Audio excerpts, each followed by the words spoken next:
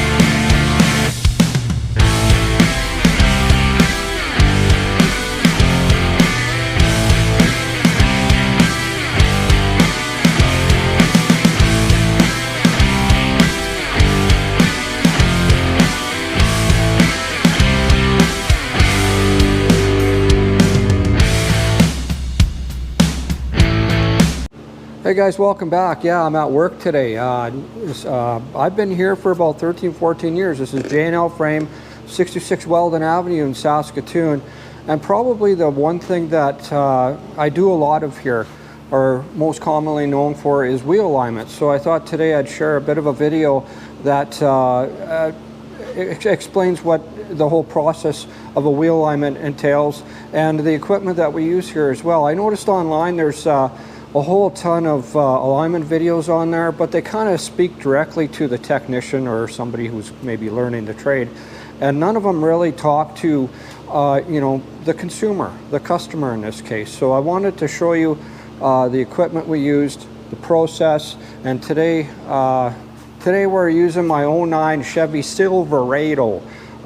Typically I do share a lot of pictures from this bay here that I work out of. There's a lot of, you know, you might recognize this is hosting a whole bunch of hot rods, muscle cars, customs, classics, race cars, and that sort of thing. They usually occupy this spot. This one is not nearly as exciting, but anyway, it's snowing outside today, so there's no hot rods out, and this is going to have to do. So we're going to check the alignment on my truck, and I'm going to bring you along and show you how that all goes. So yeah, this is all Hunter equipment we use. It's an American company. I'm going to show you that stuff here and share you the process procedure. Yeah, it's a Hunter Elite Hawkeye system. There's a lot of companies run this equipment. The hoist is also a Hunter hoist. It's all, you know, pneumatic turn plates and everything on it. It's the machine works hand in hand with the hoist. It's a fairly expensive setup. The aligner about $60,000. The hoist is a little over $100,000, and I've been using them for a number of years now. Work great. And like I said, American company. I really like the equipment. So this makes sure that I get everything dialed in. All your hot rods and customs and classics and muscle cars. This is the process. So when you drop off your car, and that's a big investment, and I thought maybe some people would be interested in this. You're dropping off your car and they tell you it's going to be roughly an hour, and it usually takes about that.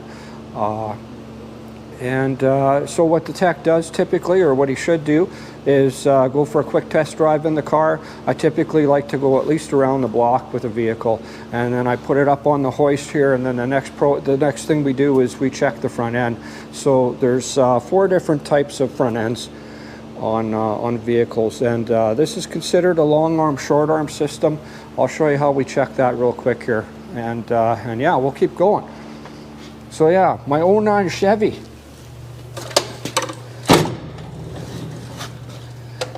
So being as this is a long arm, short arm setup, we're going to lift it up on the lower control arms.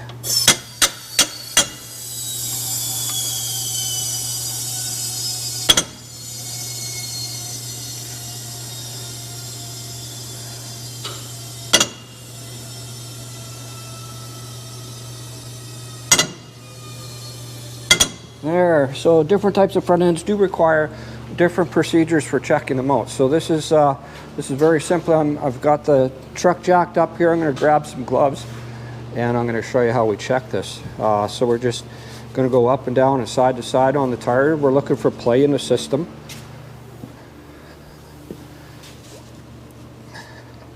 Up and down, side to side. So that checks ball joints, uppers and lowers, and inner and outer tie rods. And the front end gets a clean bill of health here on the truck. Now this is a solid differential in the back. There's no adjustment back there, but I do typically look at the back as well. I've already done that. I actually just did a rotation here. So the truck checks out. So we're going to drop it down now.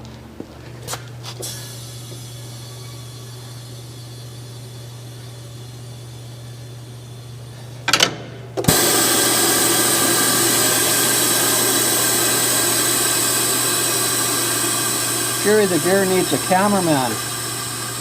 So yeah, please send all your applications to GaryTheGear.inc. I could certainly use a camera guy, person. We can discuss a wage of 4 peanuts per month. That leaves 1 peanut for Gary, which is all I need. So we've checked the front end now, so now next thing we're going to do is we're going to set the air pressure. So in the driver's door, the door jamb, there's a placard in there on most vehicles and it tells you where the air pressure should be at. So air pressure needs to be checked next.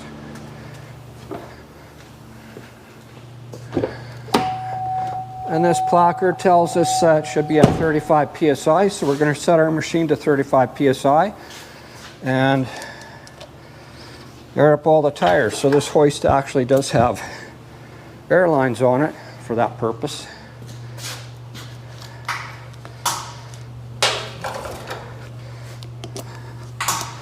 Ride height is very critical when it comes to doing wheel alignments. And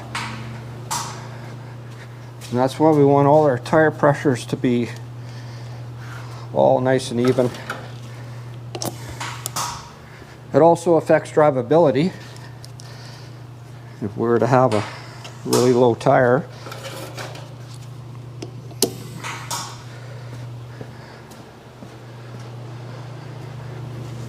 there, so as it's airing up here, we'll just wait for that. It actually tells me on the screen here where the tires were and where their target pressure is.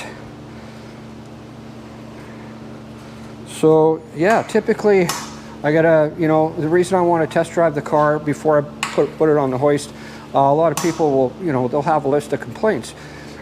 They'll tell me things like the car pulls left or right.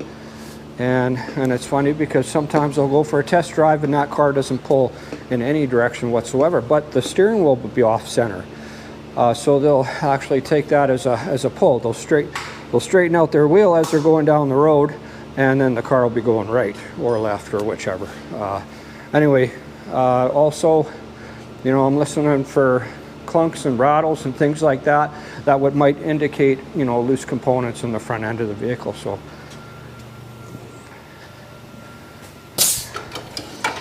all the tires are aired up to 35 psi.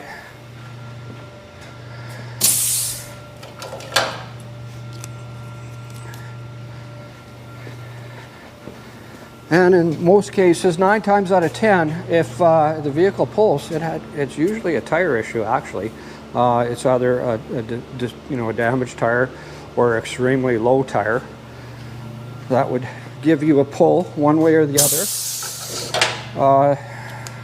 Aside from that, camber and caster angles, if they were severely out, it could give you a pull when you're driving, but it has to be out quite a bit before that happens. Okay, so we are going to enter some information in the computer here and tell it exactly what vehicle we have here on the hoist.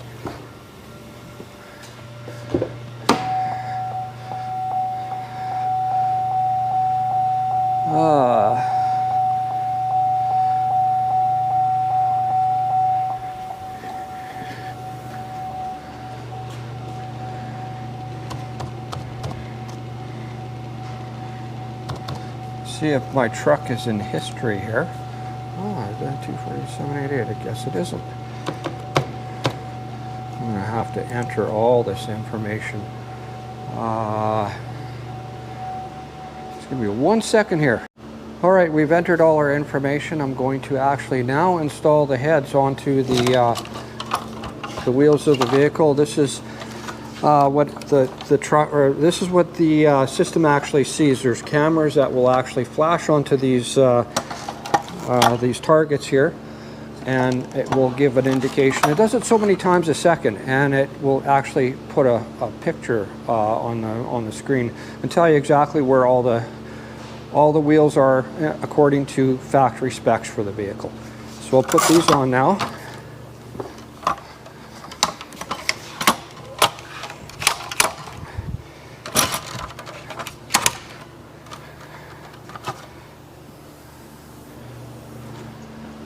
So these heads actually clamp right onto the tires, and this portion here actually sits on the face of the wheel. Now, if we have fancy wheels, aftermarket, fancy wheels, I clean these thoroughly with glass cleaner, and it's got a rubber coating on here. These rubber rings actually come off, and if they're really bad, I actually can replace them. So there's no danger of ever damaging a custom wheel on your vehicle. Just thought I'd point that out because you guys can see that's on the face of the wheel.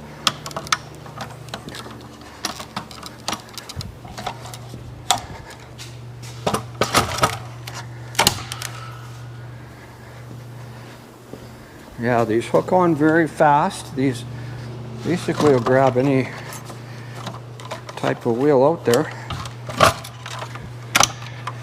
And we have adapters to adapt onto larger wheels, etc.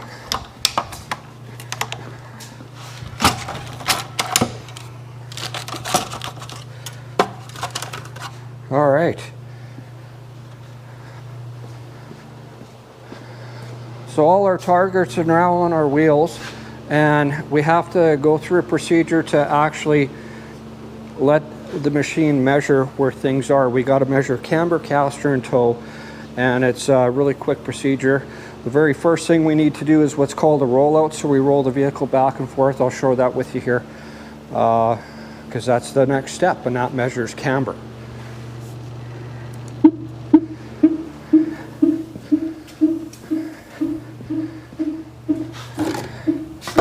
So the vehicle's in neutral, and this is usually where Gary the Gear gets a hernia on some of these big vehicles.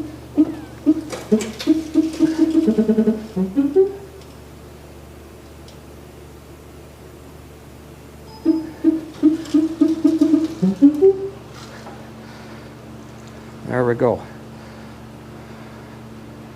So it's now taking measurements of camber on the vehicle, and now we're going to do what's called a sweep. We've got to turn the wheels left and right about 10 degrees, and it's going to measure caster and toe. Make sure our turn plates are unlocked here. So all these turn plates that the wheels sit on actually move. They're movable, and you'll see them move here, hopefully.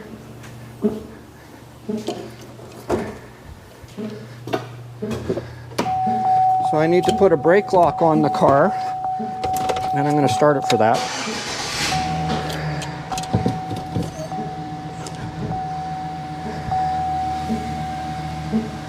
And we'll give it a sweep. To the left. And the machine tells us how far to go and when to stop. You can tell by the indication there on the little beeps there. All right, now we straighten our steering wheel and we lock it down.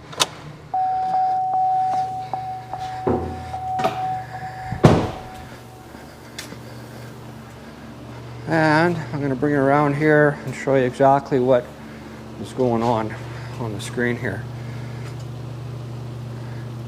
So this is the back of the vehicle here. Again, I mentioned this is a solid axle, so there's no adjustment back here. It's telling us where toe, camber, and thrust angle is.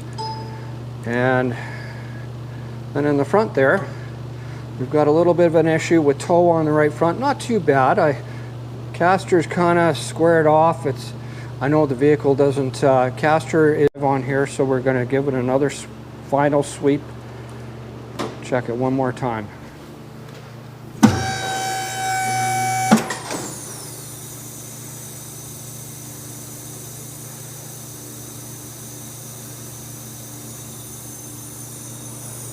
Some European cars are a little bit more time consuming when it comes to getting alignments done.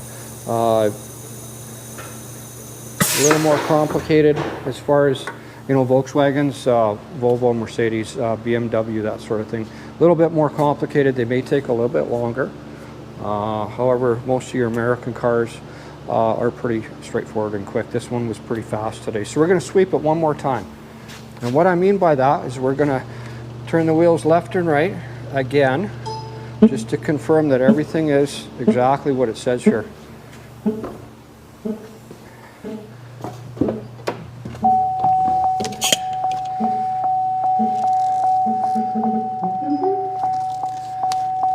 So we're just double checking everything here.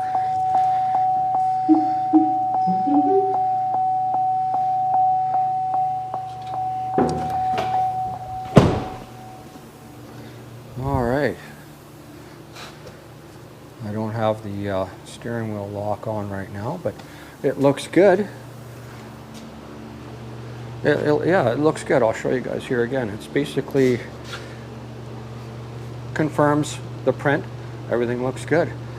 So yeah, that's kind of the basic, guys. Really quick and dirty basic alignment procedure. Got to test drive the vehicle, check all the, you know, front, in some cases, if it's an independent rear suspension, got to check the rear suspension as well.